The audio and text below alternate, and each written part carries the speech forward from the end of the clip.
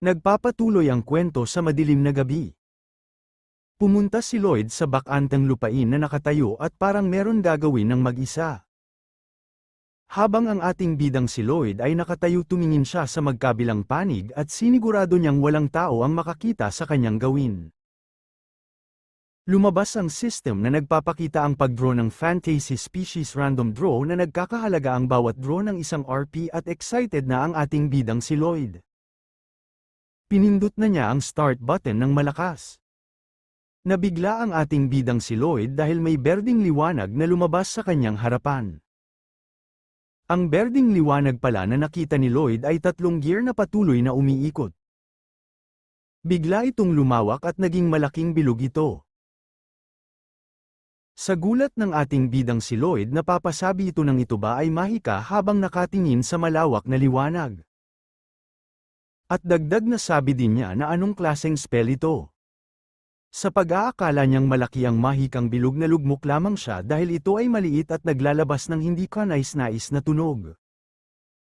Habang pinagmamasdan ng ating bidang si Lloyd ang bilog na mahika, may biglang tunog na papalabas sa bilog. At ito ay isang maliit na nilalang na nakangiti habang papalabas ito.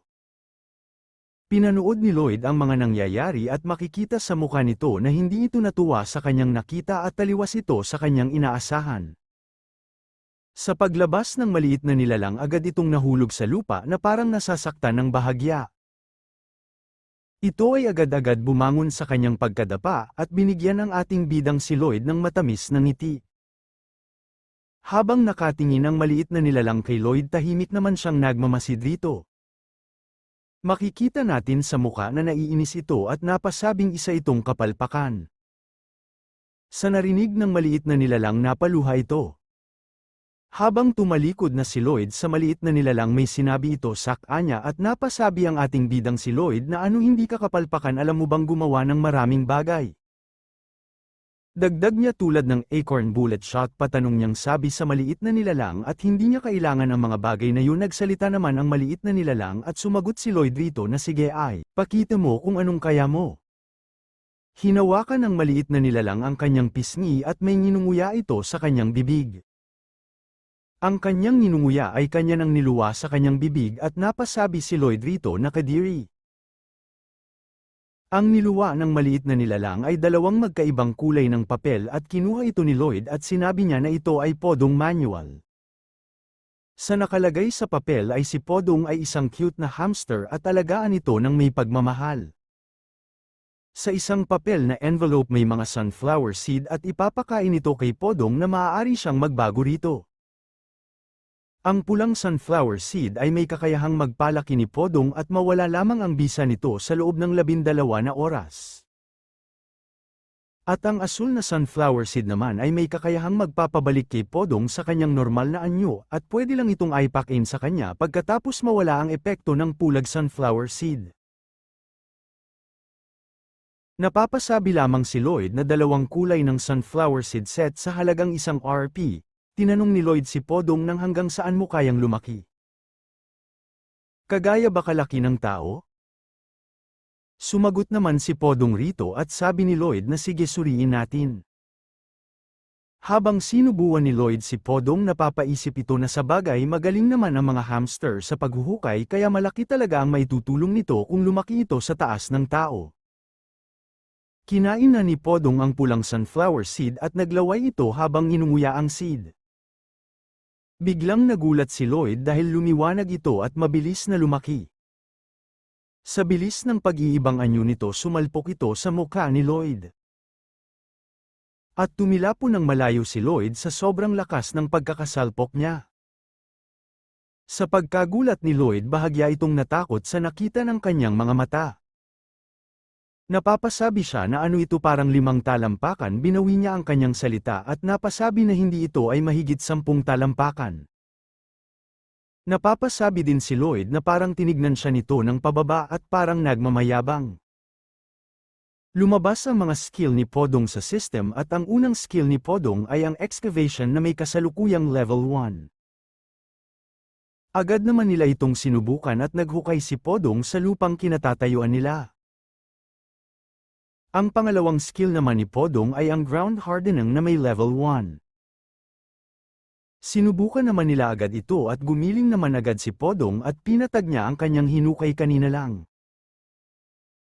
At pangatlong skill naman ni Podong ay ang chick pouch na may kasalukuyang level na 1. Kagaya ng mga nauna sinubukan din nila ito at biglang lumaki ang pisngi ni Podong na naglalaway pa ito.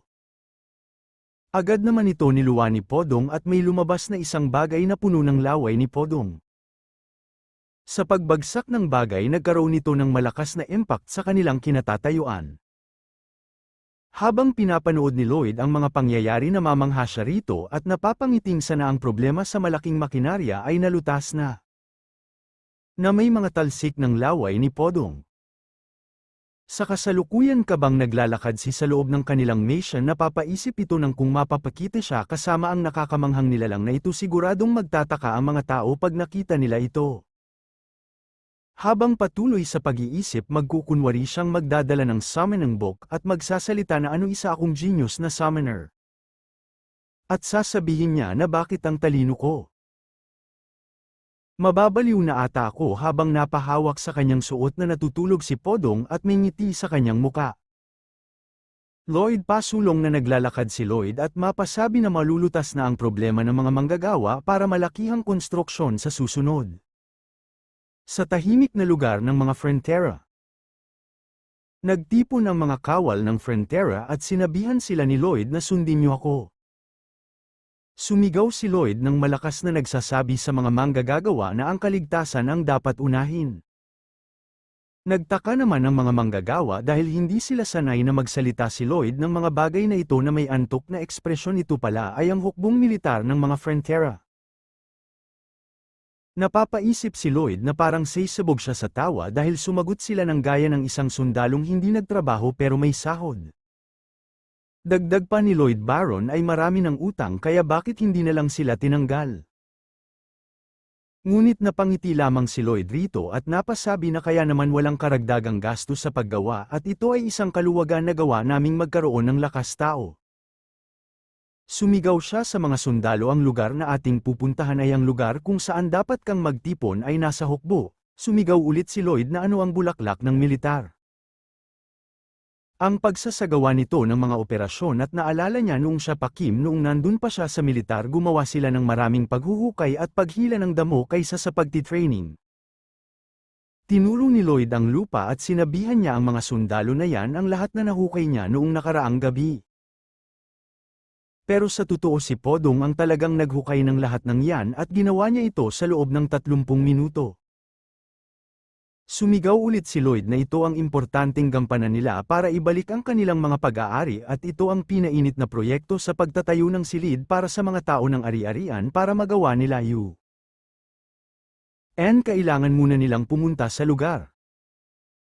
Agad namang nagpapakita ng hindi kanais-nais na muka ang mga sundalo. Pero inaasa na ni Lloyd ang kanilang mga reaksyon at bigla lang may taong sumulpot sa likod ni Lloyd at tinawag siya nito na Young Master Lloyd. At tinanong siya nito na bakit ka nag-utos sa aking hukbo para sa gawain at ito pala ang senior knight ng pamilyang Frontera na si Neumann. Inaasahan din ito ni Lloyd na dadating sa kanyang harap. Sa nabasa niya nung siya pa si Kim ay merong 3 knight sa kwentong ito at ang taong yun ay si Neumann ang nasa pangalawang pwesto naman ay si Bayern at ang huli sa kanila ay si Habiel ang bida. Sa kwentong yun. Sa simula ng kwento si Bayern at si Habiel lamang ang nanatiling tapat hanggang sa ang mga ari-arian ng Baron ay nawala at ang taong ta ay ang unang tao na nagtraidor at umalis sa Baron. Dahil si Neumann ay ibinenta ang impormasyon tungkol sa Baron patungo sa mga manloloko at siya ang isa sa mga taong may maraming utang. Napapaisip si Lloyd na hindi ito mabuti paano naging senior knight ang taong ta. Sibihan ni Lloyd si Neumann na ano sa palagay mo ang ginawa namin dito Knight Neumann. Sumagot naman si Knight Neumann na hindi siya makapaniwala na pinapagawa sila ng nakakadiring bagay ni Lloyd at dagdag pa nito na bilang nakakataas na opisyal na knight hindi niya ito matatanggap. Napapasabi si Lloyd sa kanyang nakatarantaduhan kailangan nilang kumita ng pera para makabayad sa mga utang at sumagot na ito kay Newman na pero nakatanggap naman siya ng permiso ng Baron. Sabi ni Newman na hindi niya alam kung anong paraan ang ginawa mo para maloko ang aking Panginoon pero tignan muna nila ang mga nakaraan ng Young Master at wala namang imik si Lloyd rito habang nakikinig. Dagdag pa ni Newman na sa palagay niya ginamit lang ni Lloyd ang militar para sa pansariling layunin. Sumagot naman si Lloyd na malibasin na may mukhang walang reaksyon. Pero binawi niya ang kanyang salita at sinabi na tama pala si Newman na may nakakalokong ngiti sa muka. Naging seryoso si Lloyd na handa ka na bang matamaan. Sa mga narinig ni Newman naghimutok ito sa galit na papaisip si Lloyd na ang kanyang isipan ay mahina kung nasubukan niyang maglaro ng mga online game siguradong susuko ito agad nang wala sa oras. Habang kumuha si Lloyd ng konting lupa gamit ang kanyang pala at sabi niya kay Newman na pwede bang subukan ng ito sabay was-iwas ng malakas sa kanyang pala na may lupa. Napanganga ang mga sundalo sa ginawa ni Lloyd kay Newman. Habang dumpensa si Newman makikita sa kanyang muka ang pagtataka. Sa pag-atake ni Lloyd kay Newman ay agad naman itong napangiti sa kanyang ginawa. Pagkatapos ng pangyayari ay sinabihan niya si Lloyd na ang bastos na susubukan mo bang dungisan ang perutasyon ng isang knight na papaisip si Newman na ang mabuti para sa wala na anak ng Baron na M. Alapit ng mabankrupt na Baron. Sumagot naman si Lloyd rito na anong sabi mo gusto mong mawala sa pwesto at makipaglaban. Pagkatapos sinabi ni Lloyd ang mga bagay na pinaikot niya ang kanyang pala. At bigla itong tinutok sa knight na si Newman. Habang tinutok ni Lloyd ang kanyang palasibihan niya si Newman na subukan nating maglaban sa isang duel. At nagagalit namang sumagot si Newman ni Lloyd na pagsisihan ng ating bida kung bakit siya hinamon nito. Pa-like at subscribe na lang po para sa ating susunod na video. Salamat.